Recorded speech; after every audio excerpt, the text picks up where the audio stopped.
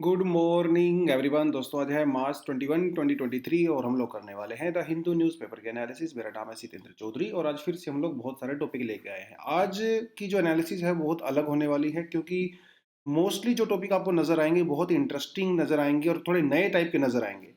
जैसे high commission क्या होता है, कॉन्सुलेट क्या होता है, इसके पहले आई डोंट थिंक सो हम लोगों ने इस टॉपिक के बारे में बात किया है। अच्छा टॉपिक, इंटरेस्टिंग टॉपिक होने वाला है।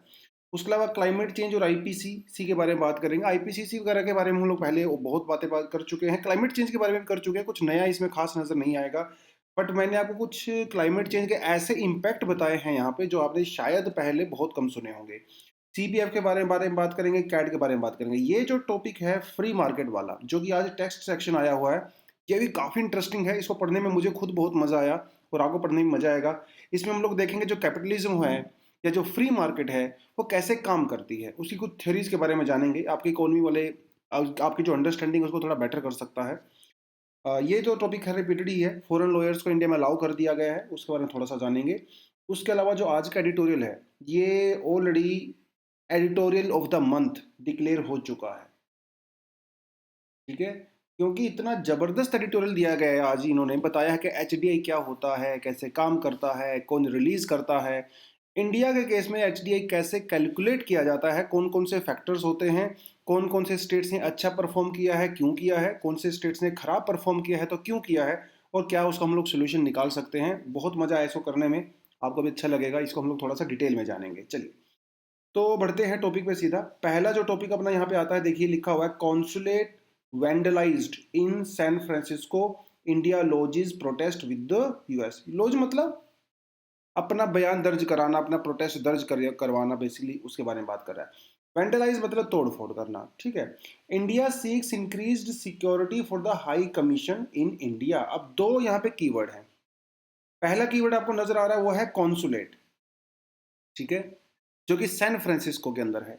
दूसरा आपको वर्ड आ रहा है वो है हाई कमीशन, ये लंदन के अंदर है। आप यहीं से फर्क देख सकते हो। लंदन जो है वो कैपिटल है, लेकिन सैन फ्रांसिस्को कैपिटल नहीं है, लेकिन बहुत मेजर सिटी है। सैन फ्रांसिस्को के अंदर इंडिया के बहुत सारे जो है लोग रहते हैं, खासकर जो आईटी सेक्टर में काम करते हैं। San Francisco, California, Silicon Valley, ये सब वहीं पे पड़ता है। तो दोनों का फंक्शन अलग है। ये वर्ड आपको सुनने को मिलते हैं, कॉन्सुलेट में ये हो गया, हाई कमीशन में हो गया। दोनों में क्या फ़र्क होता है आज को आपको मैं बताता हूँ।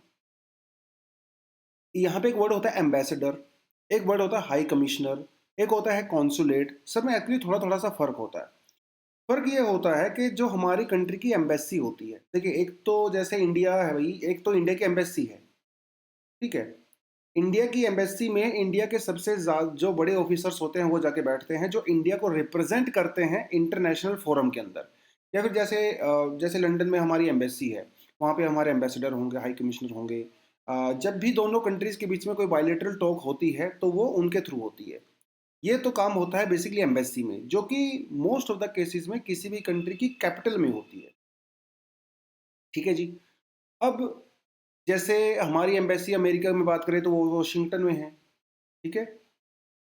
बट अमेरिका में तो बहुत लोग रहते हैं, इंडियन लोग, जिनको बहुत सारी सर्विसेज की रिक्वायरमेंट होती है। किसी को पासपोर्ट बनवाना है, रिन्यू करना है, बहुत सारी चीज़ें होती हैं। तो क्या भाई वो आदमी वॉशिंगटन में जाएगा क्या अपनी सर्विसेज लेने के लिए एम्बेसी में? ऐसा तो नहीं होता। तो क्योंकि कंट्री बहुत बड़ा होता है और वहाँ पे बहुत सारे लोगों को सर्विस चाहिए होती हैं, तो कुछ छोटे ऑफिस छोटी सिटीज़ में भी खोले जाते हैं कैपिटल के अलावा। जैसे सैन फ्रांसिस्को में खोल दिया, शिकागो में एक खोल दिया, न्यूयॉर्क में ओपन कर दिया, लेकिन एम्बेसी वॉशिंगटन में है। तो ये जो छोटे ऑफिस होते हैं ना, जहाँ पे पासपोर्ट वगैरह के काम करवाने होते हैं, कुछ बहुत सारी चीज़ें होती हैं, और आप वो अपनी लोकल सिटी में जाके करवा सकते हो, उसे कॉन्सुलेट कहते हैं। ये फ़र्क होता है। एक होती है एम्बेसी, जो कि मेजर सिटी में होती है, कैपिटल में, और जो बाकी बड़ी बड़ी सिटीज़ होती है वहाँ पे कॉन्सुलेट होते हैं। जैसे आप अमेरिका की बात करें, अमेरिका की इंडिया में जो एम्बेसी है वो दिल्ली के अंदर ऑफ कोर्स, लेकिन उसका जो कॉन्सुलेट है हैदराबाद में भी है, कॉन्सुलेट जो है मुंबई में भी है, ताकि वहाँ के लोगों को सर्विस लेने के दिल्ली में ना आना पड़े, इसलिए वहाँ पे वो काम करवा सकते हैं। अब ये तो होगी सिंपल सी चीज़। अब हाई कमीशन क्या होता है और कॉन्सुलेट, देखो वैसे कॉन्सुलेट मैंने आपको बता दिया क्या होता है। हाई कमीशन जो है हम लोग उन्हीं कंट्री में यूज़ करते हैं जहाँ इंडिया, जो कि कॉमनवेल्थ कंट्रीज होती हैं, ठीक है। कॉमनवेल्थ कंट्रीज में हम लोग हाई कमिश्नर वर्ड का यूज़ करते हैं, अपार्ट फ्रॉम कॉमनवेल्थ हम लोग एम्बेसडर वर्ड का यूज करते हैं। एक आपने सुना होगा वर्ड, हाई कमिश्नर, एम्बेसडर, दोनों सेम होते हैं, बिल्कुल सेम होते हैं। फर्क सिर्फ इतना होता है, जो कॉमनवेल्थ कंट्री होती है वहां पे उसी एक आदमी को, जो हमारा ऑफिसर होता है, जो कि आईएफएस ऑफिसर होता है, उसे हाई कमिश्नर बोलते हैं। उसके अलावा उसको हम लोग एम्बेसडर बोलते हैं। मतलब अगर लंदन में जा रहे हो तो आप हाई कमिश्नर हो, अगर आप रशिया में जा रहे हो तो आप एम्बेसडर हो। चीज़ें दोनों सेम होती हैं। तो ये थोड़ा सा फर्क आपको पता होना चाहिए। High commission and consulate are both types of government office that represent country in a foreign land. High commissioner वहां होता है जहां पे एक हिस्टोरिकल कनेक्शन होता है, मतलब जो कॉलोनीज का कनेक्शन होता है, या फिर जो हाई यू नो जो यूनाइटेड किंगडम के अंडर में कंट्री हुआ करती थी, उसे हम लोग हाई कमीशन बोलते हैं। तो कॉमनवेल्थ का ये आप यहाँ पे यूज कर सकते हो। Consulate is usually found in the cities around the world to provide services to the citizens. छोटी मोटी जो सर्विसेज होती हैं बहुत सारी, है ना, पासपोर्ट के रिगार्डिंग रिन्यू करवाना है, कोई और कंसल्टेशन आपको जो है लेनी है, वीज़ा वगैरह आपको चाहिए, उस तरह की सर्विसेज के लिए आपको कॉन्सुलेट प्रोवाइड करवाए जाते हैं। तो ये होता है बेसिकली फर्क। ठीक है। High commission is a type of embassy that represent the country in a foreign land, जबकि consulate is a government office that provide services to the citizens of the country it represents who are living और travelling in a foreign land. ये होता है थोड़ा सा फर्क। I hope you got the point. High commissioner और ambassador के बीच में वैसे मैंने फर्क बता ही दिया है। जो कॉमनवेल्थ कंट्री होते हैं वहाँ पे हाई एम्बेसडर होता है, जो उसके अलावा कंट्री होती है वहाँ पे एम्बेसडर होता है, यहाँ पे हाई कमिश्नर होता है। ठीक है, तो ये थोड़ा सा पढ़ सकते हो, बाकी बेसिक बेसिक चीज़ें मैंने आपको बता ही दी। तो आई थिंक आप आज के बाद आपको कन्फ्यूज़न नहीं होगा। High commissioner, consulate, ambassador, embassy, है ना, आप आराम से देख सकते हैं। Rapid action against climate change needed, United nation के पैनल ने कहा है। इसमें एक भी पॉइंट इन्होंने ऐसा नहीं बताया है भैया जो हमें पहले से ना पता हो। वही बड़ी बड़ी बातें, जो पुरानी बातें चल रही हैं। क्लाइमेट चेंज को रोको, नहीं तो कैटास्ट्रोफिक इवेंट हो जाएंगे, फ्लड आ जाएगा, ओशन लेवल इंक्रीज हो जाएगा। अरे भाई कुछ नया लेके आइए। ये तो हमें बहुत सालों से पता, आप रिपीट कर ही रहे हो इस चीज़ को, तो है ना। इसका मतलब ये नहीं है कि हम इनसेंसिटिव हो रहे हैं, लेकिन एज अ स्टूडेंट हमारे लिए कुछ नया नहीं है इसमें एज सच, है ना। वही सेम चीज़ें, climate change is a threat to the human being, thank you बताने के लिए हमें तो पता ही नहीं था कि भैया हमारे लिए थ्रेट है क्लाइमेट चेंज। आईपीसीसी ने कहा है, inter governmental panel on the climate change, इन्होंने कहा कि अगर अभी तक हम लोगों ने कुछ नहीं किया तो जो ये हमारा प्लेनेट है वो रहने के लायक नहीं रहेगा। थैंक यू बताने के लिए, ये भी नहीं हमें पता था। UN panel does not itself undertake a scientific assessment, ये आपको पता होना चाहिए। जो आईपीसीसी होता है, आईपीसीसी, और जो यूनाइटेड नेशन के अंदर जो हम लोग जैसे यूएनएफसीसीसी होता है, ये कोई खुद का इन्वेस्टिगेशन नहीं करते हैं। ऐसा नहीं है कि इनके पास खुद की इन्वेस्टिगेशन टीम है, साइंटिस्ट है, वो दुनिया भर में जाके रिसर्च करते हैं तब जाके पता लगाते हैं, ऐसा नहीं है। दुनिया भर में बहुत सारे इंडिपेंडेंट साइंटिस्ट होते हैं, इंडिपेंडेंट एक्सपर्ट होते हैं। वो अपने तरीके से रिसर्च करते हैं, उस रिसर्च को बाद में पीयर रिव्यू किया जाता है दूसरे साइंटिस्ट के द्वारा, और तब जाके एक मोटी लंबी चौड़ी रिपोर्ट बनाई जाती है।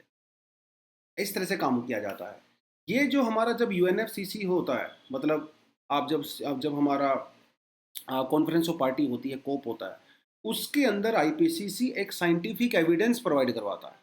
और इस साइंटिफिक एविडेंस के बेसिस पे जो कॉन्फ्रेंस ऑफ पार्टीज होती हैं वो डिसीजन लेती हैं, जैसे पेरिस हो गया, क्योटो हो गया, है ना, वो सब करके ये सब जो है यहाँ पे रहता है। इन्होंने वही बातें बोली हैं कि भाई, क्योंकि अभी क्या है ना, आईपीसीसी की लास्ट रिपोर्ट आ चुकी है, तो 2023 में अभी लास्ट रिपोर्ट आएगी। इससे पहले सारी रिपोर्ट आ चुकी हैं। अभी 2030 तक आईपीसीसी को कोई नई रिपोर्ट नहीं आने वाली है, क्योंकि एक ही आईपीसी की रिपोर्ट में रिसर्च करने में कई साल लगते हैं, 5 6 साल 10 साल तक लग जाते हैं। तो अभी तक कोई आने वाली नहीं है, तो प्रीवियस रिपोर्ट की हमें काम करना पड़ेगा। 1.3 डिग्री सेंटीग्रेड का टारगेट इन्होंने दिया है प्री इंडस्ट्रियल लेवल, कि भाई अगर आप इससे ज़्यादा करोगे तो फिर तो खतरनाक ही होने वाला है। हालांकि 2 डिग्री सेंटीग्रेड की कोशिश हमें करनी चाहिए, मैक्सिमम मैक्सिमम। इससे ज़्यादा तो आप किसी भी हालत में एक्सपेक्ट नहीं कर सकते। आईपीसीसी का यह कहना है कि देखो भाई, गाड़ी स्टेशन से छूट चुकी है, अनअवॉइडेबल और इरिवर्सिबल एडवर्स इम्पैक्ट तो होंगे। मतलब आप कुछ भी कर लीजिए, आप अभी क्लाइमेट चेंज को नहीं रोक सकते। लेकिन अगर आप हाईली कमिटेड हो, हाईली कमिटेड हो, तो शायद कुछ हो सकता है। अभी वो जो खिड़की है पूरी तरह से बंद नहीं हुई है, हल्का सा उसमें स्पेस है, बट उसके लिए आपको हाईली कमिटेड होना पड़ेगा। Otherwise unavoidable and irreversible steps, मतलब आपको कैटास्ट्रोफिक इवेंट के लिए तैयार हो जाइए, ऐसा उन्होंने कहा है। इसी तरह की बहुत सारी रिपोर्ट 1960s में भी आई थी, 1970s में भी आई थी, जिन्होंने ये कहा था कि भैया 2010 तक या 2000 तक दुनिया ख़त्म हो जाएगी, बट ऐसा हुआ नहीं। ऐसी रिपोर्ट आज भी आ रही हैं और लोगों का मानना है कि ऐसा कुछ होने वाला नहीं है, बट क्लाइमेट चेंज का एक विजिबल नेगेटिव इम्पैक्ट हमें नज़र आ रहा है बहुत सारी चीज़ों में। मोटी मोटी सी चीज़ें आपको पता ही हैं, ग्लेशियर मेल्ट हो जाएंगे, वो सब चीज़ें आपको सब पता होता है। लेकिन जो ऐसे कुछ इम्पैक्ट होते हैं जो हमें ज़्यादा नहीं पढ़ने को मिलते हैं। क्लाइमेट चेंज से क्या होगा? जो हमारा फूड है उसके अंदर न्यूट्रिशन कंटेंट कम हो जाएगा, क्योंकि rising level of CO2 in the atmosphere can lead to decrease nutrient content in the crop such as wheat and rice. समझ रहे हो? ओवरऑल प्रोडक्शन तो कम होगी ही, लेकिन जो क्रॉप्स हैं उनके अंदर न्यूट्रिएंट भी कम हो जाएगा। ये एक क्लाइमेट चेंज का इम्पैक्ट होने वाला है। मोर फ्रीक्वेंट एंड सीवियर पेंडेमिक्स, ये तो हमें पता ही है, जैसे कोविड-19 पेंडेमिक है, आने वाले समय में ऐसे और पेंडेमिक आएंगे अगर टेम्परेचर इंक्रीज होगा, क्योंकि जो इंसेक्ट्स होते हैं, वायरस होते हैं, बैक्टीरियाज वगैरह होते हैं, वो हाई टेम्परेचर पे ज़्यादा थ्राइव करते हैं, उनको ज़्यादा मज़ा आता है, ग्रो करते हैं। Increase risk of conflict, socio economic tension बढ़ेगी समाज में, कन्फ्लिक्ट बढ़ेगा जिससे लोग डिस्प्लेस होंगे। ऑब्वियस ही बात है, लोग डिस्प्लेस होंगे, नई जगह पे जाएंगे, नए कल्चर में जाएंगे, तो वहाँ के लोग भैया झगड़ा करेंगे, मतलब समझ रहे हो ना मैं क्या कह रहा हूँ? कल्चर डिफरेंसेस होंगे, तो वो क्लेश हो सकता है। Disruption of the ocean current, ये आपको बहुत अच्छे से पहले से पता ही है। जब ओशन का टेम्परेचर इंक्रीज हो जाएगा या कहीं पर डिक्रीज हो जाएगा क्लाइमेट चेंज की वजह से, तो ओशन करंट पूरी तरह से डिस्टर्ब हो जाएंगे। ओशन करंट हमारे जो ग्लोबल क्लाइमेट सीजन्स होते हैं, जो वेदर कंडीशंस होते हैं, उसको इम्पैक्ट करता है, तो ये बड़ी खतरनाक चीज़ होने वाली है। Increase in the mental health issues also, mental health के ऊपर काफ़ी ज़्यादा इम्पैक्ट पड़ेगा, डिप्रेशन, एंग्जाइटी, ये सब आपको ज़्यादा हो सकता है। क्योंकि यार देख, सीधी सी बात है, आप कहीं पे 20-50 साल से रह रहे हो, आपके दादा परदादा भी वहाँ पे रह रहे थे, अभी आपको मजबूरी में वो छोड़ के जाना पड़ेगा। अपनी आपकी जो हिस्टोरी लैंड है, आपका जो घर है, पूरी कम्युनिटी, तो यार एंग्जाइटी तो होगी ही, डिप्रेशन तो होगा, टेंशन तो होगा। ये बहुत सारे इम्पैक्ट हो सकते हैं। Damage on the cultural heritage also, हमारी जो कल्चरल हेरिटेज साइट्स हैं, बिल्डिंग्स हैं, उनको जो है नुकसान हो सकता है, आर्कियोलॉजिकल साइट्स वगैरह को। वाइल्ड लाइफ के ऊपर तो ऑफकोर्स बहुत नेगेटिव इम्पैक्ट होने ही वाला है, क्योंकि सीजन्स चेंज हो जाएंगे, जो फ्लावरिंग का टाइम होता है वो चेंज हो जाएगा, एनिमल्स का माइग्रेशन पैटर्न चेंज हो जाएगा, है ना, वो सब चीज़ें। इनइक्वालिटी बढ़ेगी ऑफकोर्स समाज में, जो सबसे वल्नरेबल कम्युनिटी है, वो सबसे ज़्यादा इम्पैक्ट होता है क्लाइमेट चेंज का उसके ऊपर, है ना। तो इकोनॉमिक इंस्टेबिलिटी ऑफ कोर्स, यार अमीर आदमी तो कहीं ना कहीं अपना जुगाड़ निकाल ही लेगा, नेचुरल डिजास्टर वाले केस में, फ्लड वाले केस में। आपने बेंगलुरु का एग्जांपल देखा होगा, बेंगलुरु तो काफ़ी डूब गया था ना। जो अमीर लोग थे उनकी कॉलोनीज़ को बहुत जल्दी जल्दी खाली करवा दिया गया, पानी निकलवा दिया गया, लेकिन जो बेचारे गरीब थे, स्लम्स थे, जहाँ पे फ्लड आया था, वो बेचारे पड़े रहे कई महीनों तक फ्लड के अंदर। ये समस्याएं होती हैं, है ना। और एयर पोल्यूशन की समस्या तो खैर है ही। तो these are some of the impact that that can be happening because of the climate change. थोड़े से कम सुने हुए होते हैं, बट हालांकि आपको पता ही होगा पहले से। IPCC के बारे में थोड़ा सा आप जो है यहाँ पे पढ़ सकते हैं, ये मैंने आपको सेल्फ स्टडी के लिए पुराना कंटेंट डाला है, मैंने कुछ नया इसमें ऐड नहीं किया है। चलिए, 50,155 CAPF personal quit in past 5 years. भाई पहले तो नौकरी लगती नहीं, जब नौकरी लग जाती है तो उसको छोड़ दिया जाता है। अब सोच के देखिए, नौकरी छोड़ना, सरकारी नौकरी छोड़ना कितनी बड़ी बात होगी, कितना सारा प्रॉब्लम वो हमारे जो पर्सनल हैं वो फेस कर रहे होंगे, तब जाके कोई आदमी नौकरी छोड़ता है। जब CAPF की बात करते हैं, सेंट्रल आर्म्ड पुलिस फोर्सेस, इसके अंदर जो है हमारी 7 सर्विसेज होती हैं। Assam rifle, BSF, CISF, CRPF, ITBP, NSG और SSB, ये 7 सर्विसेज होती हैं, हमको पता होना चाहिए। ठीक है। जो CRPF होता है वो ज़्यादातर आपको नेशनल मतलब इंटरनल सिक्योरिटी और काउंटर इंसर्जेंसी वाले केसेस में हमारी हेल्प करती है। जो CISF होता है वो जो एयरपोर्ट्स होते हैं, रेलवेज वगैरह होते हैं, जो पब्लिक सेक्टर अंडरटेकिंग्स होती हैं, इनकी हेल्प करता है, इंडस्ट्रियल सिक्योरिटी प्रोवाइड करवाता है बेसिक। NSG आपको पता ही है, एक specialized counter counter terrorism force है। जब मुंबई के ऊपर अटैक हुए थे तो पूरे देश ने देखा था कि NSG ने कितना ज़बरदस्त तरीके से उसको हैंडल किया था, राइट। उसके अलावा जो BSF है, बॉर्डर सिक्योरिटी फोर्स है, इंडो तिब्बतन फोर्स और सहारा सशस्त्र सीमा बल जो है ये नेपाल बॉर्डर पे सिक्योरिटी देती है, और आसाम राइफल। ठीक है, तो ये थोड़ा आपको पता होना चाहिए। फंक्शन क्या होता है CAPF का? वही बॉर्डर को सिक्योरिटी देनी है, ट्रांस बॉर्डर क्राइम को कम करना है, इंडिया में जो अनऑथराइज्ड एंट्री होती है उसको रोकना है, जो सेंसिटिव इंस्टॉलेशंस होती हैं वहाँ पे सिक्योरिटी प्रोवाइड कराना, जैसे सीआईएसएफ करवाता है ना। रिस्टोर करना है भैया लॉ एंड ऑर्डर को, ठीक है, जो डिस्टर्ब एरियाज हो जाते हैं जैसे नक्सलिज्म वाले एरिया हो गए, ये सब कुछ करके होता है, ठीक है। और बहुत सारे फंक्शन हैं, anti Naxal operations, VIP protection, lead intelligence agencies, diplomatic जो मिशंस होते हैं वहाँ उनको प्रोवाइड कराना, peace keeping operations, disaster management, बहुत सारे फंक्शंस होते हैं। तो ये थोड़ा सा आप देख सकते हो, आपसे एग्जाम में पूछ भी सकते हैं which of the following are not the function of CAPF। तो उसमें आपको चार तीन ऑप्शन ऐसे देगा जो होते हैं, एक ऑप्शन देगा जो नहीं होता है, वो आपको थोड़ा देखना रहेगा।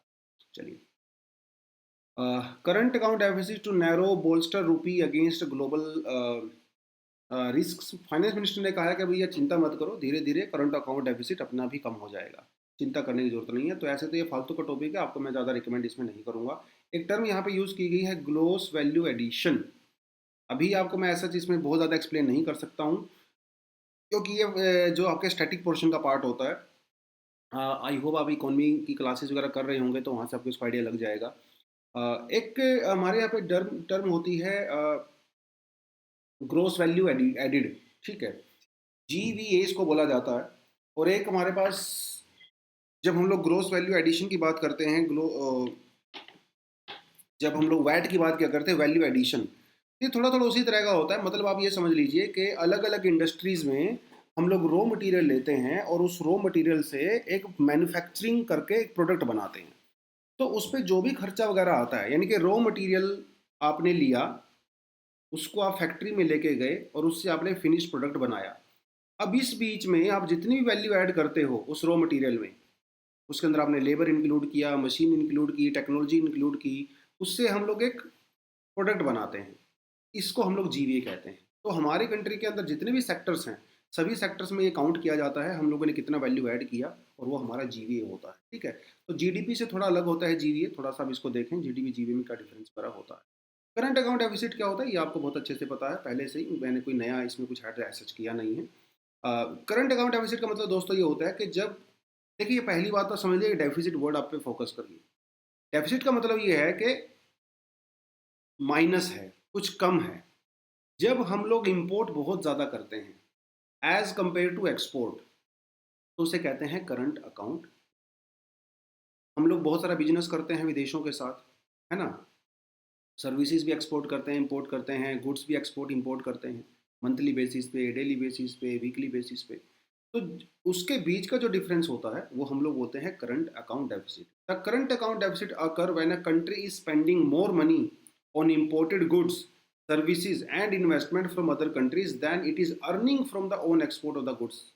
बस सीधी सी बात है, हम लोग गुड्स को एक्सपोर्ट करते हैं, सर्विसेज को एक्सपोर्ट करते हैं, इन्वेस्टमेंट को एक्सपोर्ट करते हैं। जब हम लोगों की स्पेंडिंग ज़्यादा होती है और आमदनी कम होती है, उसे हम लोग current account deficit. Current account deficit क्या इंडिकेट करता है? करंट अकाउंट डेफिसिट करता है भैया बोरोइंग मनी। जो कंट्री जितना ज़्यादा करंट अकाउंट डेफिसिट होता है उसको उतना ही ज़्यादा पैसा बोरो करना पड़ता है ना। आपके पड़ोस में दुकान वाला है, आपको दुकान वाले को आपने क्या किया, आपने दुकान वाले के ऊपर 100 रुपये खर्च किए, लेकिन आपकी आमदनी जो है वो सिर्फ 70 रुपये है, तो 30 रुपीज़ का तो डिफरेंस आ गया।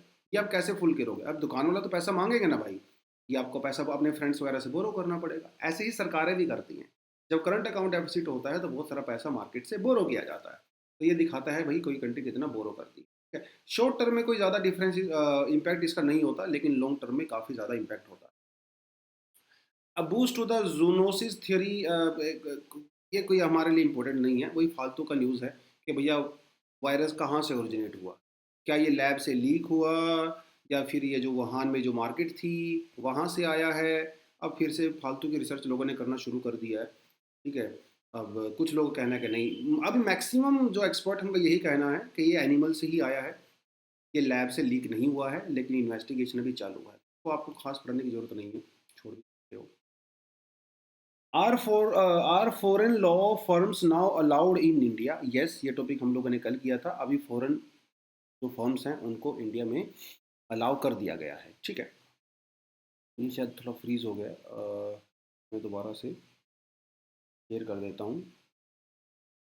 तो ये टॉपिक तो हम लोगों ने पहले किया ही था, फॉरेन फर्म्स वाला, है ना। कल हम लोगों ने शायद ये टॉपिक किया था। तो ये कोई नया इनिशिएटिव नहीं है, पहले तो आपको ये बताता चलूँ। ये पुराना इनिशिएटिव है। 2018 में ही 2018 में सुप्रीम कोर्ट ने ये कह दिया था that foreign firms, law firms and foreign lawyers, they cannot practice in country either on the litigation or in the non litigation side। समझ रहे हो? मतलब वो कोर्ट के अंदर रिप्रेजेंट नहीं कर सकते। लेकिन however द कोर्ट ने ये भी कहा दैट देयर वाज नो बार, कोई रुकावट नहीं है ऑन फॉरेन लॉज फर्म्स और the foreign lawyers visiting India for the temporary period for the giving legal advice. मतलब जो फॉरेन लॉयर्स हैं या जो फॉरेन लॉ कंपनीज कॉरपोरेशन होती हैं उनके अंदर जो काम करते हैं, वो एज अ लिटिगेंट के तौर पे कोर्ट के अंदर गवाही नहीं कर सकते, कोर्ट के अंदर पेशी नहीं कर सकते, कोर्ट के अंदर जो है आर्गूमेंट नहीं कर सकते, लेकिन एडवाइस तो दे सकते हैं और इंडिया में विजिट भी कर सकते हैं। अब इस बात को 5 साल हो गए। उस समय सुप्रीम कोर्ट ने BSBCI को, जो हमारा बार काउंसिल ऑफ इंडिया है, उसको ये कहा था कि भैया आप जल्दी से इसके लिए रूल्स एंड रेगुलेशन बनाइए, क्योंकि ये सारे रूल रेगुलेशन जो है BCI के द्वारा बनाए जाते हैं। BCI जो है एक रेगुलेटिंग बॉडी भी है, BCI जो है एक रूल मेकिंग बॉडी भी है, और BCI जो है वो स्टैट्यूटरी बॉडी है। 5 साल लग गए BCI को रूल निकालने के लिए। फाइनली BCI ने रूल निकाल दिया है कि भाई जो फॉरेन लॉयर्स हैं या फॉरेन जो लॉ फर्म्स हैं, they can practice foreign law, international law, international arbitration, joint ventures, mergers, acquisition, intellectual property matters etcetera. ये वो सब कर सकते हैं, ऐसा उन्होंने कह दिया। लेकिन ये सब उनको करने से पहले BCI के साथ रजिस्ट्रेशन करवाना पड़ेगा। ठीक है, साल में 60 दिन से ज़्यादा नहीं कर सकते, 2 महीने से कम आप करिए, कोई दिक्कत ऐसे सच है नहीं। अपार्ट फ्रॉम दैट, जो इंडियन लॉयर्स हैं, ठीक है, इंडियन जो लॉयर्स हैं उनको भी रजिस्टर करवाना पड़ेगा अगर वो किसी विदेशी फर्म के साथ काम करते हैं। तो ये कुछ कुछ चीज़ें जो है यहाँ पे इन्होंने बताई हैं, BCI की पावर वगैरह जो इन्होंने यहाँ पे दिया है। तो एक बार अगर आप रजिस्ट्रेशन करवा लेते हो BCI के साथ, तो आपको हर 5 साल के बाद वो से रिन्यू करवाना पड़ता है। ठीक है, वो सारी चीज़ें दोबारा उसे चेक करती हैं। अब इसका इम्पैक्ट क्या होगा? BCI ने अलाउ तो कर दिया है, इम्पैक्ट ये होगा भाई, इनका ये कहना है कि इससे एक तो हमारे कंट्री में जो है फॉरेन डायरेक्ट इन्वेस्टमेंट आएगा, FDI आएगा, पैसा मिलेगा, मार्केट में कंपटीशन बढ़ेगा, कॉर्पोरेट लीगल सर्विसेज का जो मार्केट है वो बढ़ेगा। कंपटीशन जब बढ़ता है तो लीगल सर्विसेज की क्वालिटी इंप्रूव होती है। ये सब चीज़ें यहाँ पे होने वाली हैं। उसके अलावा जो फॉरेन लॉ फर्म्स हैं वो इंडियन लॉयर्स को भी हायर कर सकती हैं, अभी एडवोकेट्स को हायर कर सकती हैं, तो जॉब अपॉर्चुनिटी भी डेफिनेटली यहाँ पे बढ़ेगी। लीगल फर्म्स क्या करती हैं, वो आर्टिफिशियल इंटेलिजेंस का यूज़ करती हैं, टेक्नोलॉजी बेस्ड होती हैं, जिसकी वजह से उनकी एफिशिएंसी इंक्रीज होती है, जबकि इंडियन लॉ फर्म्स वगैरह अभी तक AI वगैरह का यूज़ नहीं करती हैं। तो भाई जब इंडियन लॉ फर्म्स आएंगी, बाहर की फर्म्स इंडिया में आएंगी, तो हमारी फर्म्स भी AI का यूज़ करेंगी, एफिशिएंसी बढ़ेगी, स्पीड बढ़ेगी, तो बहुत सारी चीज़ें डेफिनेटली यहाँ पे हो सकती हैं। लेकिन कुछ लोगों का कहना है कि भाई इसका कुछ नुकसान भी है। सुधा भारद्वाज जी का ये कहना है कि इससे क्या होगा, इंडियन जो लॉयर्स हैं वो अपनी प्रैक्टिस छोड़ के विदेशी लॉ फर्म्स के अंदर काम करना शुरू कर देंगे, क्योंकि वहाँ पे सैलरी बढ़िया होती है। इन्होंने ये कहा। अभी जो इंडिया में जो इंडिपेंडेंट लॉयर्स काम करते हैं पुअर सेक्शन के लिए, वो कम हो जाएगा, क्योंकि सब लोग विदेशी कंपनियों की तरफ भागेंगे, कॉरपोरेशन के अंदर काम करेंगे, बेटर सैलरी मिलेगी, बेटर सुविधाएं आपको मिलती हैं। तो एक तो इन्होंने ये कहा है, क्योंकि आप अगर आप ऐसे भी देखिए, हमारे यहाँ पे जो प्राइवेट कॉलेजेस वगैरह हैं, ठीक है, उनके अंदर फीस वगैरह बहुत ज़्यादा है। तो वहाँ से जो स्टूडेंट निकलेंगे लॉ की पढ़ाई करके, तो डायरेक्ट कॉरपोरेशंस को ज्वाइन करेंगे रादर देन इंडिपेंडेंट प्रैक्टिस। अभी ये होगा कि नहीं होगा, आई डोंट थिंक सो ऐसा कुछ होगा इतना ज़्यादा। बट ठीक है, कंसर्न तो फिर भी होता ही है ना, तो ये थोड़ा सा आप देख सकते हैं। एक टॉपिक अपने पास आता है, free market and the equal rates of the investment, no longer begging bargain beggaring believe. देखिए, ये मैं आपको अपने तरीके से बताता हूँ, बाकी आपको पढ़ना है बाद में पढ़ सकते हैं।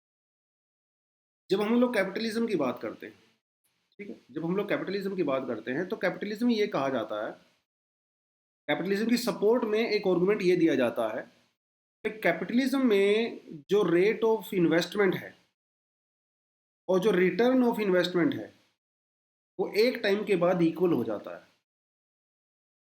समझ लो, जैसे एग्जांपल आपको देता हूँ, एक तरफ टाटा कंपनी है, एक तरफ अडानी कंपनी और आप यहाँ पे इन्वेस्ट कर रहे हो, बहुत सारे लाखों लोग यहाँ पे इन्वेस्टमेंट करते हैं।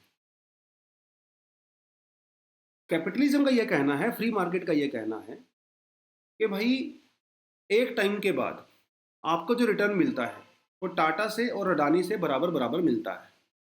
आप बोलोगे सर ये क्या बात हुई, सभी में एक इन्वेस्टमेंट में एक जैसे रिटर्न कैसे मिल सकता है? लेकिन ऐसा फ्री मार्केट कहता है कि ऐसा होता है।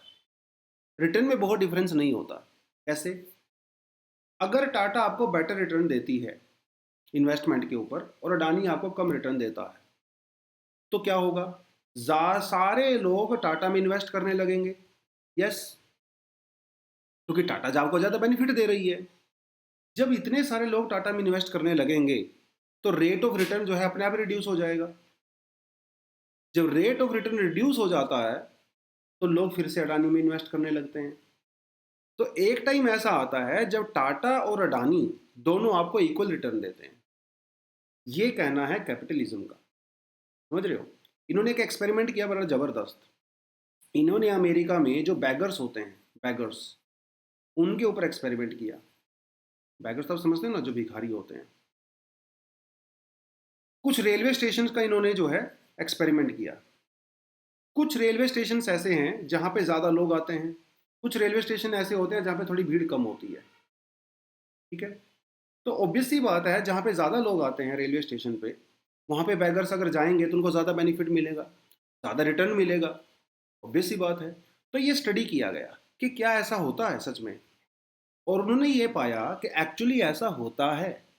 जिन रेलवे स्टेशन से ज़्यादा लोग गुजरते हैं वहाँ पे उनकी इनकम जो होती है, बैगर्स की जो पैसा मिलता है उसके चांसेस ज़्यादा होते हैं, तो ज़्यादातर बैगर इधर आने लगते हैं और दूसरे वाले स्टेशन में बैगर्स कम रह जाते हैं। होता क्या है, जब सारे बैगर एक स्टेशन पे आ जाते हैं तो भाई उनका रेट ऑफ रिटर्न, उनका जो रेट ऑफ रिटर्न है वो कम हो जाता है। ऑब्वियसली, अरे लोग तो उतने ही है ना, बैगर ज़्यादा हो गए, आमदनी कम हो गई, आपकी प्रॉफिट कम हो गया। एक बार जब ये इम्बैलेंस बन जाता है तो यहाँ से फिर कुछ बैकर दोबारा से उस स्टेशन पे जाने लगते हैं जहाँ पे कम लोग आ रहे थे पहले से। तो इनका जो रेट ऑफ रिटर्न है वो अपने आप बैलेंस हो जाता है। ये एक्सपेरिमेंट उन्होंने कई बार किया और इसे एक्चुअली उन्होंने सही पाया कि एक्चुअली में ऐसा होता है। और बैगर्स एज कंपेयर टू आम इंसान, वो भी रैशनल होते हैं। मतलब वो भी रैशनल डिसीजन लेते हैं, लॉजिक लगाते हैं। आम आदमी तो लॉजिक लगाएगा ही लगाएगा। तो ये कहना है फ्री मार्केट का कि इन अ लॉन्ग टर्म जो हम लोग कंपनीज में इन्वेस्ट करते हैं उनके ऊपर जो रेट ऑफ रिटर्न होता है वो इक्वल हो जाता है और मार्केट में कंपटीशन बना रहता है। इसीलिए मार्केट में कोई एक फर्म एक समय में ऐसा लग सकता है कि बहुत ज़्यादा ग्रो कर रही है, लेकिन लॉन्ग टर्म में जो दूसरी छोटी फर्म्स होती हैं वो भी कैचअप कर लेती हैं, क्योंकि लोग वहाँ पे भी इन्वेस्ट करना शुरू कर देते हैं। उस बड़ी फर्म में आपको रेट ऑफ इंटरेस्ट कम मिलने लगता है, रेट ऑफ रिटर्न कम मिलने लगता है। जैसे आप ये समझ लीजिए कि पिछले बहुत सालों से लोग जैसे टीसीएस में काफ़ी इन्वेस्ट कर रहे हैं। ठीक है? अडानी के अंदर खूब सारी इन्वेस्टमेंट चल रही थी, रिलायंस में खूब सारी इन्वेस्टमेंट चल रही थी। जब सारे लोग यहाँ पे इन्वेस्ट करेंगे तो रेट ऑफ रिटर्न अपने आप ही कम हो जाएगा। तो फिर लोग ऐसी फर्म में इन्वेस्ट करने लगेंगे जहाँ पे रेट ऑफ रिटर्न पहले कम था लेकिन अब धीरे धीरे इंक्रीज हो रहा है। तो कुछ लोग यहाँ पे भी आ जाएंगे इन्वेस्ट करने के लिए। तो भाई अगर ऐसा नहीं होता तो दुनिया में एक दो कंपनी ही बचती, बाकी सारी कंपनियां तो एग्जिस्ट ही नहीं करती, है ना? तो ये जो है इस आर्टिकल के अंदर एक्सप्लेन करने की कोशिश की गई है कि फ्री मार्केट एक्चुअली में ऐसा काम करती है और धीरे धीरे सबका भला हो जाता है। शुरुआत में बड़े प्लेयर्स का भला होता है, लेकिन धीरे धीरे जो छोटे प्लेयर्स हैं, मीडियम प्लेयर्स हैं, उनका भी भला होना शुरू हो जाता है। तो इसे कहते हैं होबो इकोनॉमिक्स, होबो इकोनॉमिकस। ठीक है? ये मेरे को आपको बताना था। ज़्यादा डिटेल में मत जाएं, जीएस के परस्पेक्टिव से इतनी छोटी अंडरस्टैंडिंग आपके लिए सफिशिएंट है। फ्री मार्केट, कैपिटल मार्केट आप इसको बोल सकते हैं, जहाँ पे गवर्नमेंट का जो इंटरफेरेंस होता है बहुत कम होता है। ठीक है? प्राइवेट सेक्टर यहाँ पे डोमिनेट करता है। अब जैसे America, Canada, Australia, Japan, south Korea, European जो कंट्रीज़ हैं वो मोस्टली फ्री मार्केट के ऊपर ही काम करती हैं। और एक चीज़ अगर इंटरेस्टिंग आप देखेंगे, हालांकि फ्री मार्केट में बहुत सारी गलतियाँ हो सकती हैं, कोई भी सिस्टम परफेक्ट नहीं होता ऑफ कोर्स, लेकिन दुनिया की जो कंट्रीज़ हैं जहाँ पे सबसे ज़्यादा इकोनॉमिक डेवलपमेंट है, हाईएस्ट लेवल ऑफ लिटरेसी है, highest level of you know investment है, हाईएस्ट लेवल ऑफ इनोवेशन है, जो दुनिया की सबसे हैप्पीएस्ट कंट्री हैं, वो सारी आपकी फ्री मार्केट का आपको देखने को मिलेंगी। इवन स्कैंडिनेवियन कंट्रीज आप देखोगे, फिनलैंड, स्वीडन वगैरह, वो भी बहुत फ्री मार्केट हैं। इवन अगर आप फ्री मार्केट का रैंक देखोगे ना दुनिया में, जो फ्री कैपिटलिस्टिक कंट्री हैं उसमें आपको फिनलैंड, स्वीडन, ये सबसे ऊपर दिखेंगी। जबकि लोगों का ये कहना है, एक परसेप्शन है कि ये कंट्री जो है वो क्लोज है, बल्कि ऐसा है नहीं। Actually these countries are freer than the USA, Singapore. ठीक है, अगर आप देखोगे वो कैपिटलिज्म वाला वो ओपन मार्केट की अगर कंट्रीज को देखोगे। चलिए, the wide disparity in the human development. देखिए, एक वर्ड होता है ग्रोथ और एक वर्ड होता है डेवलपमेंट भैया, दोनों में होता है फर्क। ग्रोथ का मतलब है पैसा, ठीक है, पैसा, जीडीपी, आउटपुट। डेवलपमेंट का मतलब होता है पैसा, पैसे के साथ साथ health, education, income development, women empowerment, वो सब करके होता है। तो development is actually a qualitative term, quantitative, quantity plus quality. लेकिन ग्रोथ का मतलब होता है सिर्फ क्वालिटी। जब हम लोग ग्रोथ की बात करते हैं तो हम लोग जीडीपी की बात करते हैं। तो जीडीपी जो है एक परफेक्ट तरीका नहीं है किसी भी सोसाइटी को ग्रोथ को मेजर करने का, डेवलपमेंट को मेजर करने का।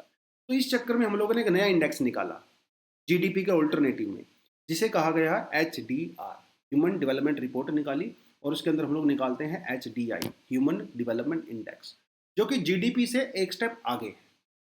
ये 1990s में किया गया था, जिसमें अमर्त्य सेन जी और महबूबुल हक पाकिस्तानी इकोनॉमिस्ट थे, उन्होंने इसको प्रपोज किया था। जिसमें हम लोग पैसे के साथ साथ और चीज़ें भी मेजर करते हैं, जैसे long and healthy life, knowledge मतलब एजुकेशन, और स्टैंडर्ड ऑफ लिविंग, जिसको आप जीडीपी से कंपेयर कर सकते हैं। जीडीपी इंपॉर्टेंट है, लेकिन जीडीपी के अलावा दूसरी चीज़ें भी इंपॉर्टेंट है। और भैया यहाँ पे इंडिया का जो रैंक है वो काफ़ी ख़राब रहा है। 191 कंट्रीज़ को जिनको कंपेयर किया गया, इंडिया का रैंक है 132। बांग्लादेश भी हमसे बेटर परफॉर्म कर रहा है। श्रीलंका तो खैर बहुत बेटर परफॉर्म कर ही रहा है, ऐसी बात नहीं है, क्योंकि आपको पता है श्रीलंका एक बहुत बड़ा वेलफेयर स्टेट है। वहाँ पे वो एजुकेशन, हेल्थ, सब्सिडी बहुत ज़्यादा दी जाती है, तो इसलिए वो एचडीआई में थोड़ा सा ऊपर चला जाता है। अब ये तो सब नॉर्मल चीज़ें हो गई। 4 इंडिकेटर होते हैं जिसके बेसिस पे एचडीआई को इनको जो है वो कैलकुलेट किया जाता है। Life expectancy at birth, mean year of schooling, expected year of schooling, और ग्रोस नेशनल इनकम। ये सब चीज़ें यहाँ पे की जाती हैं। देखिए, यहाँ पे हर चीज़ करवाना पॉसिबल नहीं है, लेकिन आपसे मैं कमेंट सेक्शन में पूछता हूँ कि आप ये बताइए कि जीडीपी और जीएनआई में क्या फ़र्क होता है। कमेंट सेक्शन में बताइए। और आई नो कुछ स्टूडेंट ऐसे रहे होंगे, ऐसे मिलेंगे आपको जो इसका बिल्कुल सही आंसर देंगे। दूसरे स्टूडेंट से एक्सपेक्ट करता हूँ कि आप उनके कमेंट को लाइक किया करो यार। अगर आप किसी से कुछ ज्ञान ले रहे हो, उसको लाइक करना तो बनता है, अप्रिशिएट करना बनता है ना। ये 4 चीज़ें जो है यहाँ पे कैलकुलेट की जाती हैं। लाइफ एक्सपेक्टेंसी इंडिया में कैसे कैलकुलेट की जाती है? ये जो डेटा है लाइफ एक्सपेक्टेंसी वाला, वो लिया जाता है अपना सैंपल रजिस्ट्रेशन सिस्टम से, जो हमारा नेशनल फैमिली हेल्थ सर्वे के अंदर भी आता है। और जो एक्सपेक्टेड ईयर ऑफ स्कूलिंग होता है, वो डेटा भी लिया जाता है नेशनल फैमिली हेल्थ सर्वे से, लेटेस्ट सर्वे जो भी 5 हुआ है।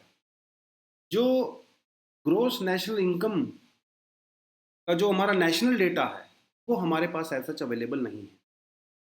लेकिन हमारे पास जो स्टेट्स का डेटा है वो अवेलेबल है, जो मतलब हमारी जो ग्रोस स्टेट डोमेस्टिक प्रोडक्ट होता है, जीएसडीपी जिसको बोलते हैं, उस डेटा के हिसाब से हम लोग कैलकुलेट करते हैं।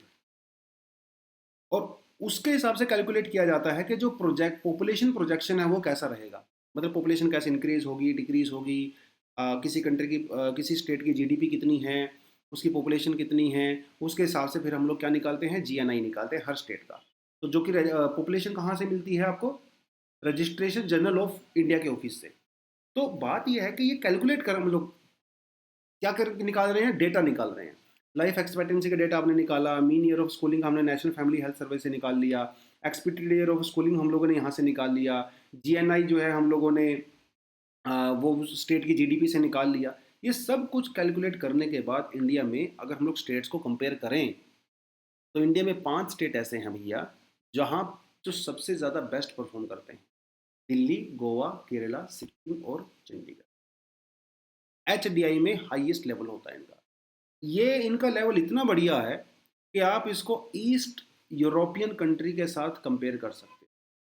वेस्ट यूरोपियन नहीं, ऐसा नहीं कि भैया आप लंदन के साथ और ब्रिटेन के साथ कंपेयर कर दोगे, नहीं नहीं। जर्मनी के साथ, नीदरलैंड के साथ, उनका तो बहुत ज़्यादा होता है। ईस्ट अफ्रीकन यूरोपियन कंट्री के साथ कंपेयर कर सकते हो। आप यहाँ पे एक चीज़ देखा कि दिल्ली तो एक यूनियन टेरिटरी है, चंडीगढ़ भी एक यूनियन टेरिटरी है, गोवा एक बहुत ही छोटा स्टेट है, सिक्किम भी बहुत छोटा स्टेट है, केरला एक ऐसा लार्ज स्टेट है जिसका एचडीआई हमेशा ज़बरदस्त रहता है। बिहार जो है वो सबसे नीचे है आज भी।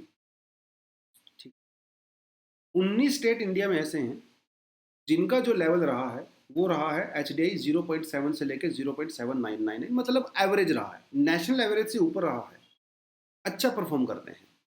केरला तो आपने देख ही लिया था पहले, महाराष्ट्र, तमिलनाडु, हरियाणा, पंजाब, तेलंगाना, गुजरात, आंध्र प्रदेश वगैरह, ये 19 स्टेट्स ऐसी हैं जो कि बेटर परफॉर्म करती हैं। जो सबसे बॉटम में 5 स्टेट हैं इंडिया में, वो हैं बिहार, उत्तर प्रदेश, मध्य प्रदेश, झारखंड और आसाम। ठीक है। इस कैटेगरी में कुछ ऐसे स्टेट हैं जैसे उड़ीसा, राजस्थान, वेस्ट बंगाल, जिनका एच डी आई स्कोर वो हमारी टोटल नेशनल एवरेज से भी कम रहा है। तो वेस्ट बंगाल का आप यहाँ पे एग्जांपल दे सकते हो। एक समय ऐसा हुआ करता था इंडिया में, वेस्ट बंगाल इंडिया का सबसे रिचेस्ट, सबसे प्रोस्पेरस और सबसे इंडस्ट्रियलाइज स्टेट हुआ करता था। तो भाई वेस्ट बंगाल की हालत काफ़ी ख़राब हो गई है। तो इतने सालों से तो वहाँ पे ममता बनर्जी भी सीएम है, तो कुछ खास हो नहीं रहा है वहाँ पे। और सबको पता है वहाँ पे क्यों होता है ऐसा। लेफ्ट लीनिंग जो गवर्नमेंट्स होती हैं वो इंडस्ट्री को उतना ज़्यादा प्रमोट नहीं करती हैं। लाख कोशिश करने के बावजूद भी वेस्ट बंगाल में इंडस्ट्री के लिए वो पॉजिटिव माहौल नहीं बन रहा है। लेट्स होप कैसा बने। और वेस्ट बंगाल ने देश को इतना कुछ दिया है ना, ड्यूरिंग ब्रिटिश टाइम और आफ्टर दैट ऑल्सो, उससे पहले भी कुछ ना कुछ बढ़िया हो। खैर, बड़ा अजीब सा लगता है कि आप जो है इन कैटेगरी में स्टेट्स को जब देखते हो, नेशनल एवरेज से भी नीचे चले गए हैं।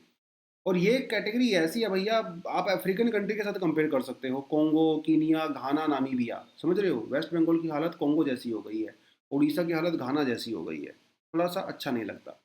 यहाँ पे आप चीज़ देखोगे, बड़ा इंटरेस्टिंग सा कॉन्सेप्ट है, गुजरात और हरियाणा। गुजरात और हरियाणा दो ऐसे बड़े स्टेट्स हैं जिनकी पर कैपिटा इनकम सबसे ज़्यादा है। ठीक है। लेकिन ह्यूमन डेवलपमेंट इंडेक्स में वो बहुत नीचे रैंक करते हैं। गुजरात 21वें नंबर पे है एजुकेशन में, हेल्थ में, वीमेन एम्पावरमेंट में, इनकम डिस्ट्रीब्यूशन में। और हरियाणा 10वें नंबर पे है, जबकि पर कैपिटा इनकम में ये टॉप कंट्रीज, टॉप स्टेट्स हैं। तो पैसा आने का मतलब ये नहीं है कि आपका ह्यूमन डेवलपमेंट भी होगा, दोनों चीज़ें अलग अलग होती हैं। केरला को अगर आप देखें, केरला का पर कैपिटा इनकम उतना ज़्यादा नहीं है, लेकिन एच में भाई ज़बरदस्त काम करता है, क्योंकि लिटरेसी लेवल बहुत बढ़िया है, हेल्थ केयर इंफ्रास्ट्रक्चर बहुत ही बढ़िया है वहाँ पे।